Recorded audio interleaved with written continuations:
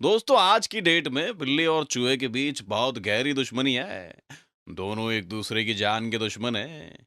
लेकिन एक समय था जब दोनों कसम से बहुत पक्के दोस्त हुआ करते थे। क्या आप जानते हैं ये दोस्ती दुश्मनी में कैसे बदली? चलिए हम थोड़ा फ्लैशबैक में चलते हैं, आपको समझाते हैं इत्मीनान से। एक बार एक छोटा सा गांव था, चंदनपुर नाम था उसका। उस गांव के मुखिया के यहाँ अनाज का एक गोदाम था। उसी गोदाम में वो रहता था और उसी गोदाम में रहता था एक छुटकू चूहा। अनाज खा खा कर एकदम मोटा ताजा हो गया था। दिन मजे में बीत रहे थे उसके। एक दिन चूहा बाहर टहल रहा था, तभी उसे कोने में बैठी बिल्ली दिखी। क्या हुआ बिल्ली? मैंने 3 दिन से कुछ नहीं खाया। मैं भूखी हूँ। चिंता मत करो, मैं तुम्हारे खाने का इंतजाम करता हूँ। बस जैसा कहूँ वैसा ही करना। बिल्ली मान गई। फिर चूहे ने सारी योजना बिल्ली को बता दी। योजना के अकॉर्डिंग ही चूहा अपने काम पर जो है वो लग गया। हे भगवान, ये चूहा तो मुझे बर्बाद कर देगा। अब क्या करूं मैं भैया?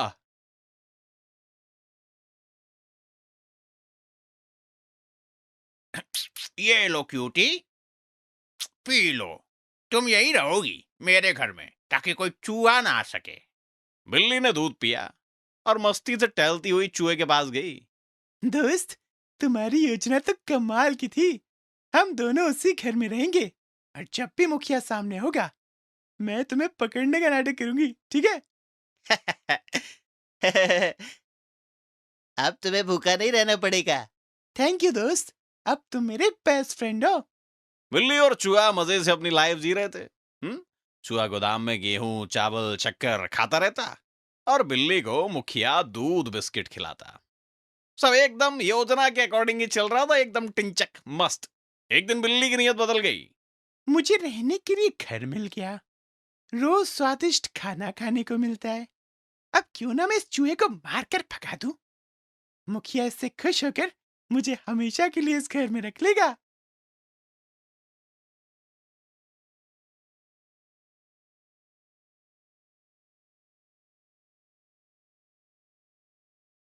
मुखिया ये देखकर बड़ा खुश हुआ। बिल्ली भी पूरी मौज में थी, लेकिन बेचारा चूहा बाहर अधमरा पड़ा था। बहुत दर्द हो रहा है, पता नहीं मैं बच भी पाऊंगा कि नहीं। तभी वहां एक चिड़िया आई, चूहे को उठाकर ले गई। फिर कुछ दिन बीत गए। चूहा बिल्कुल टिंच हो चुका था, मतलब स्वस्थ हो चुका था, और एक नया दोस्त भी उसको मिल गया था, वही चिड़ैया। लेकिन मुखिया और बिल्ली, यार, अब मेरे घर में और गोदाम में कोई चूहा नहीं है, फिर मैं इस बिल्ली को मुफ्त में खाना क्यों खिलाऊं? बिल्ली को अब चूहे के साथ किए बर्ताव का पछतावा हो रहा था। वो सोच रही थी कि चूहा था तभी तक मुखिया उसे घर में खाना देता था। तभी उसे सामने से आता हुआ चूहा दिखा। अरे चूहे मेरे दोस्त, तुम कैसे हो? मेरे साथ विश्वासघात करके पूछती हो मैं कैसा हूँ? इसे सबक सिखाना होगा। कुछ मत पूछो, कई दिनों से भूखा हूँ दोस्त। तो चलो मुखिया के घर, फिर से वही योजना। चलो मित्र। अरे ये मूर्ख तो फिर मान गया। चूहा जो है वो योजना के अनुसार फिर से मुखिया के घर में चला गया। हे भगवान, ये चूहा फिर आ गया। बिल्ली को भगाकर मैंने गलती कर दी। वाह बिल्ली, तुम आ गई।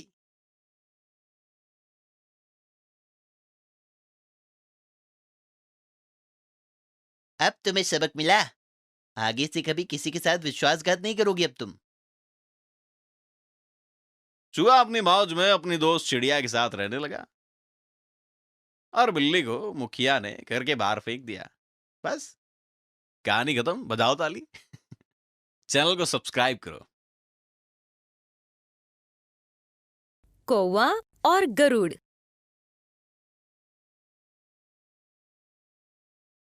नमस्ते बच्चों, आज हम एक गरुड़ और कौवे की कहानी का आनंद लेंगे। एक जंगल में एक पेड़ पर एक कौवा अपने घोंसले में रह रहा था। उस जंगल में एक बड़ा पहाड़ था। उस पहाड़ की चोटी पर एक गरुड़ रहता था। वो गरुड़ भोजन के लिए रोज पहाड़ पर आता था। कौवा रोज उस गरुड़ को उड़ते हुए देखता था। वो देखकर बहुत हैरान हुआ। कौवे ने सोचा कि किसी दिन गरुड़ से मिलकर वो उसे कुछ सवाल पूछेगा।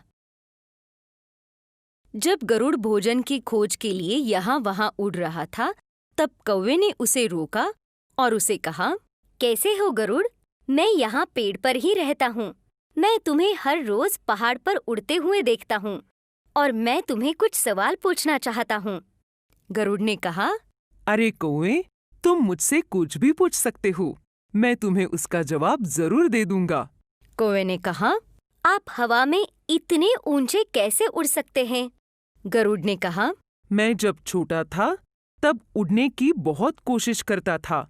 जब मैं सीख रहा था तो मैं कई बार गिर गया, लेकिन मैंने हार नहीं मानी। अब मैं बहुत आसानी से ऊंची उड़ान भर सकता हूँ। जब मैं इतनी ऊंची उड़ान भरता हूँ तो मैं सभी जंगल और झील को देख सकता हूँ, और वो भी बहुत स्पष्ट रूप से।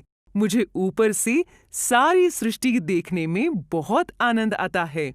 जब गरुड़ और कौवा बात कर रहे थे, उनकी बात एक लोमड़ी ने सुनी और लोमड़ी ने कौवे से कहा, अरे कौवा, देखो गरुड़ कितना ऊंचा उड़ रहा है, लेकिन तुम्हारा क्या? तुम इतना ऊंचा उड़ने की कोशिश क्यों नहीं करते हो? गरुड़ ने कहा, देखो लोमड़ी, हर किसी की अपनी अपनी अलग प्रतिभा होती है। आपको हर किसी की सराहना करनी चाहिए। कौवे को और ऊंचा उड़ने के लिए तुम मजबूर नहीं कर सकती हो। लोमड़ी की बात सुनकर कौवा थोड़ा सा दुखी हो गया। उसने ऊंची उड़ान भरने का फैसला किया। गरुड़ ने कौवे को बहुत समझाया, लेकिन कौवे ने उसकी बात नहीं मानी। वो आसमान में उड़ने लगा। जैसे जैसे कौवा ऊंचा उड़ता गया, उसके पंख कमजोर हो गए थे और दर्द करने लगे। वह अपनी ऊर्जा खो रहा था, लेकिन उसने कोशिश जारी रखी। फिर अचानक उसने अपना नियंत्रण खो दिया और वो नीचे आकर जमीन पर गिर गया। उसे चोट आ गई। गरुड़ उसको बचाने के लिए वहां पर आया, लेकिन तब तक कौवे ने अपनी जान छोड़ दी थी। गरुड़ उसे देखकर भी कुछ नहीं कर सका। देखा बच्चों, हम सभी में कुछ विशेष प्रतिभाएं होती है। हमें दूसरों का अनुसरण करने की कोशिश नहीं करनी चाहिए। अगर हम बिना सोचे समझे दूसरों का अनुसरण करने की कोशिश करते हैं, तो हम कुछ हासिल नहीं करेंगे और अपना समय भी बर्बाद होगा। कहानी पर अपनी राय हमें बताएं। टिप्पणियों में अपनी बहुमूल्य प्रतिक्रिया लिखें। हेलो बच्चों, आज हम दो दोस्तों गधे और बंदर की कहानी के बारे में बताने जा रहे हैं। लंबे समय से एक बड़े जंगल में कई जानवर रहते थे। सभी जानवर एक दूसरे के साथ बहुत खुशी से रहते थे। एक गधा और एक बंदर अच्छे दोस्त थे और हमेशा साथ रहते थे। वे अलग-अलग जगहों पर रहते थे, लेकिन खेलने के लिए शाम को मिलते थे। बंदर सक्रिय था और कड़ी मेहनत करता था, लेकिन गधा आलसी और लापरवाह था। एक दिन गधा और बंदर एक आम के पेड़ के नीचे बैठे थे और बोल रहे थे, मेरे प्यारे दोस्त, बरसात का मौसम शुरू होने वाला है। अगर खूब बारिश हो तो बाहर जाना मुश्किल हो जाएगा और खाना भी नहीं मिलेगा। हाँ, तुम सही कह रहे हो, लेकिन अब हमें क्या करना चाहिए? हमें भोजन कहाँ मिल सकता है? इस आम के पेड़ में कई फल लगते हैं। मैं पेड़ पर चढ़कर आम तोड़ूंगा और नीचे फेंकूंगा। तुम आमों को टोकरियों में इकट्ठा करते रहना। फिर हम आम को खा सकते हैं और कुछ बचाएंगे। बारिश का मौसम है और फिर हमारे पास खूब खाना होगा। गधा 1 मिनट के लिए सोचा और फिर उससे सहमत हो गया। ठीक है, हम आम इकट्ठा करते हैं। हम कल सुबह यहाँ आएंगे और ले जाएंगे। फिर वे दोनों वापस अपने स्थान पर चले गए। अगले दिन सुबह बंदर और गधा आम के पेड़ के पास आ गए।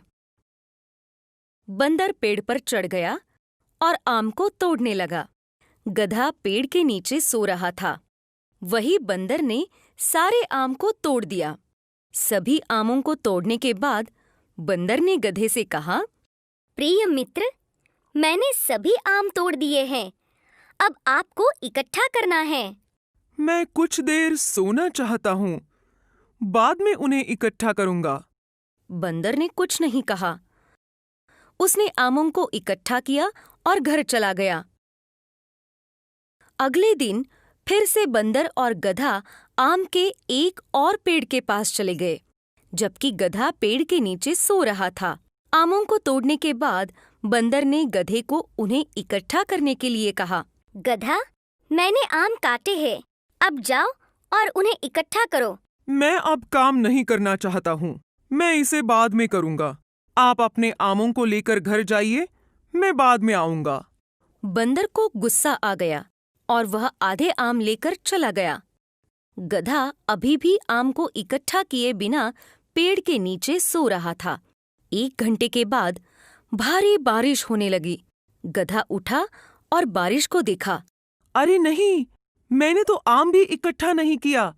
अब बारिश शुरू हो गई, अब क्या करना चाहिए? ये कहते हुए गधा घर चला गया। जैसे ही बारिश शुरू हुई, गधा भोजन के लिए बाहर नहीं जा सका। वह कई दिनों तक बिना भोजन के कारण भूखा रहा। तब उसे काम करने का मूल्य समझ में आया।